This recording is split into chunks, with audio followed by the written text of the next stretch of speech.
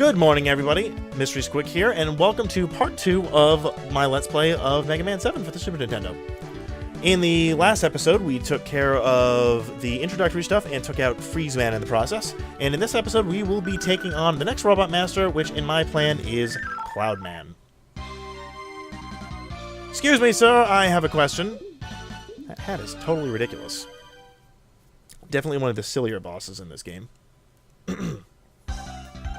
And so here we are in Cloud Man stage, which of course has nothing to do with any of the other air-based Robot Masters that have existed in the prior Mega Man games, such as Airman or Windman or Gyro Man or any of those guys. I guess it just isn't a whole heck of a lot you can do with the sky-based bosses. It's just you're in the air. It's not much. There's clouds. There's propellers. That's about all there is to it. I don't feel like waiting for you to fall. Oh, but now it's raining. Well, that's a shame. I was hoping the weather was going to hold out, but it can't possibly get any worse, can it? Or it can. Yep, if you have Freeze Cracker, you can make it snow. Nice little Easter egg they threw in there if you happen to shoot that thing. Charge up, and take those guys out. I like the snow. I think it makes it look nice. Little airborne winter wonderland, I guess. And welcome to the slow part of the stage, where we have to wait around for slow-moving air chariots. Well, this one's not quite so bad. This next one, however...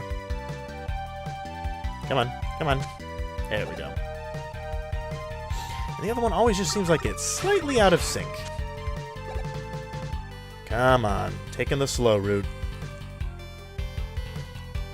Come on, there we go. Now, this is the difference that the Freeze Cracker provides here. Normally, you would not actually be able to see very far ahead of you. You don't really only see the platform you are standing on, a little sort of window of vision. However, with the Freeze Cracker, there's snow falling everywhere, and it lands on the platforms and makes them visible. Thank you, Rush. I want to get up here. I'll take that extra life. Thank you very much. And we'll make our way over here and pick up our next Rush plate. Delightful. Make our way back down. Ow. And let's try to avoid these pippies. But, of course, we'll get smacked by the other things floating around here. Always make a fool of myself on that screen. Go away, Joe.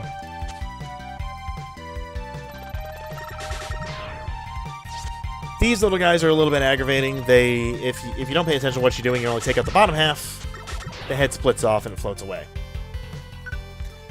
Sometimes it bites you.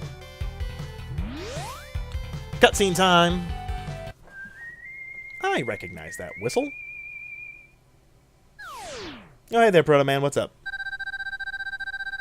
Why, yes, it has. I like information. Information's handy. You mean like what I did with the Freeze Cracker a minute ago? Yeah. You don't actually need to use Freeze Cracker to get up to that area. You just need to know where to drop Rush and hop up into the air. But the Freeze Cracker makes it a little bit easier to see where you're supposed to go. But again, not necessary. Let's switch away Rush Coil before I make a fool of myself and drop a dog in front of me while I'm trying to shoot at something. Go away, Pippies. Ooh, energy. Go away, Pippies. I hate those little birds.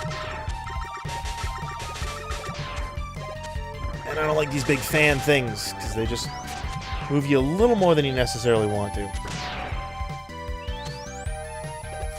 And here we are at the end of the stage, and it is time to take on Cloud Man, who is the primary reason why I really don't like the way the Robot Master weaknesses work, because if you use the weakness against Cloud Man the right way, I guess you could say, you can actually stun lock him into oblivion.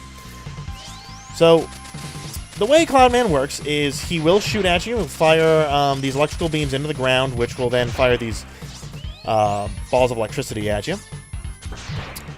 Whenever he's flashing, he is invincible. Just jump out of the way of his blasts a little bit more effectively than what I did there, but whatever. And if the wind is blowing one direction, move in the other. It's really not that difficult. It's not too bad of a fight with just the Mega Buster.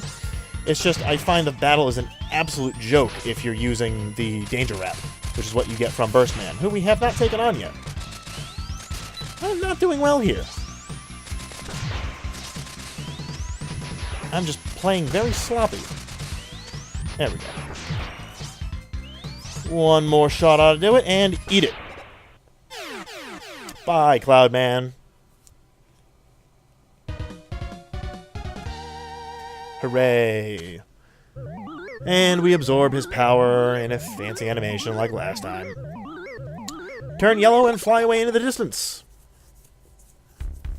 Hey, Doc, tell me about how this weapon works. Because we couldn't have figured it out ourselves. It's handy on a first playthrough, getting a little bit of an explanation as to what you can do with it. It does give you a couple of clues on fun things that you can do with it. It just takes a while and you can't skip it, which is really what the problem is. And so now we have the Thunderbolt. Useful weapon. I probably won't be using it much because I just like doing the sort of mostly buster-only thing, but that's beside the point. Password for anybody out there who wants to use it. And from here, we will now be taking on who I guess is actually supposed to be the next one in order, which is Junkman. So you can imagine we're not going to a very friendly place taking him on. Oh, goody. Well, I see a lot of electrical equipment floating around. This is also, in my opinion, one of the better... Robot Master theme songs available in this game. Oh, I forgot. The cockroaches are a little bit annoying. You gotta be careful about them. And I'm getting swarmed. Jeez. When they're standing on the ground, you can't actually hit them with a regular shot. Your shot will go directly above them. Yep. Much like that. Let's get out of here. Elevator going down. And a bunch of flying nets. Ugh. I want that energy. Oh, and I let one go. Ooh, big energy. That's what I want.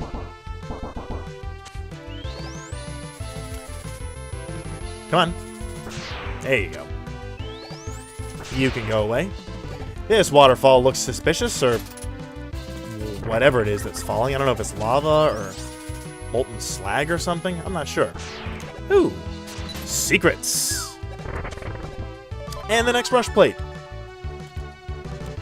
A couple of different ways you can go through this. You can either take the platforms that fall and sink, or you can just freeze the ground. I like just freezing things. A little bit of a safer way to go.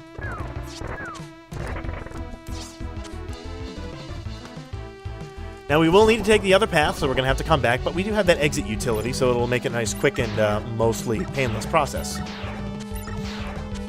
More flying nets. I am ignoring both of you.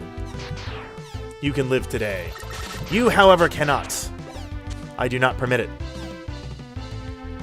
This is where the split in the path merges again.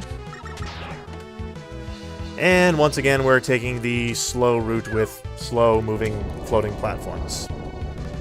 Goody.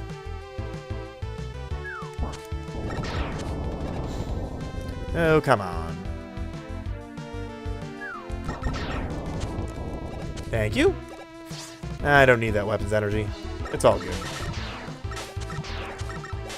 Ow. I didn't think you were going to shoot low. Oh, I should have hit you before you got me. Well, regardless, we're at the end of the stage. And now it's time to take on Junkman. This is another actually pretty interesting battle. It's fairly dynamic. Junkman's got an interesting pattern. Got a few different things that he'll do to you. First thing he's going to do is jump in the air and shake the ground. Jump when he does that. Otherwise, you're going to be stunned for a little bit. He's invincible when he's making this block. Shoot it across the floor, just jump over it, and you'll be fine. I should have got him with that. This attack is annoying and awkward to avoid. Yeah, and of course I got stuck in it. But he didn't actually hurt me in the process. So now he'll hop around. Every now and then he will hop across and try to throw a block of trash at you. Really not that bad. Just slide when he throws stuff. Pretty easy. There is a lot of movement, and it's actually pretty fun. Of course, I should remember that he's invincible when he's doing that. Come on. Ah, too early. Yep. That time I avoided it. Very nice. Nope. Not today.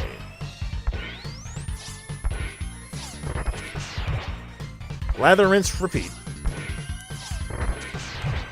Does take a little while using the Mega Buster, of course. This would be a faster process if I were using the Thunderbolt. I just don't feel like it. It's just more fun and interesting this way.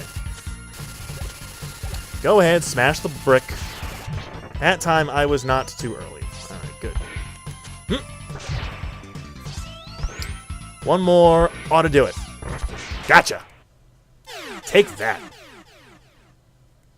Yay! Another Robot Master down.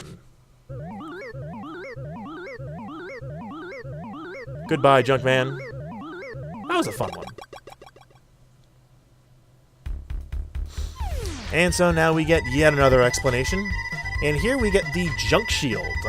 Yet another barrier weapon, which is, I don't know, I've always liked barrier weapons in all honesty, but again, I don't really use the Junk Shield at all in this game.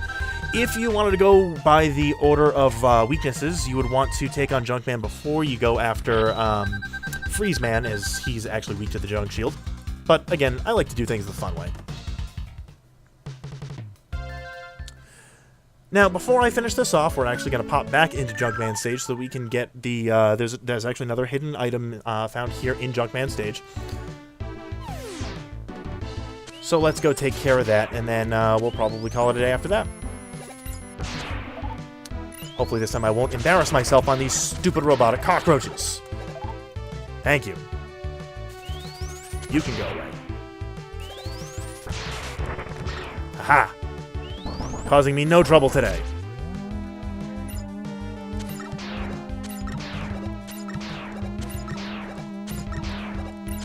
Ow! Okay, that was just sloppy. There we go. Very nice. Come at me. There you go. You can go away. Yeah, I don't want to have to deal with you. Split in the path. Yeah, you just fall on your back. And once again, we are going to need a special weapon for this one. Here, we're going to need the Thunderbolt.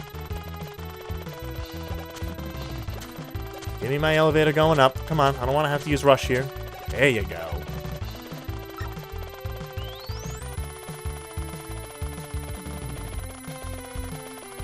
Very helpful. Although I'm going to need you again. Come on up. No! Come on. And here we are with the Rush Jet utility. And with that, I'm going to call it an episode here. Thank you very much for watching, and I'll see you guys in the next one.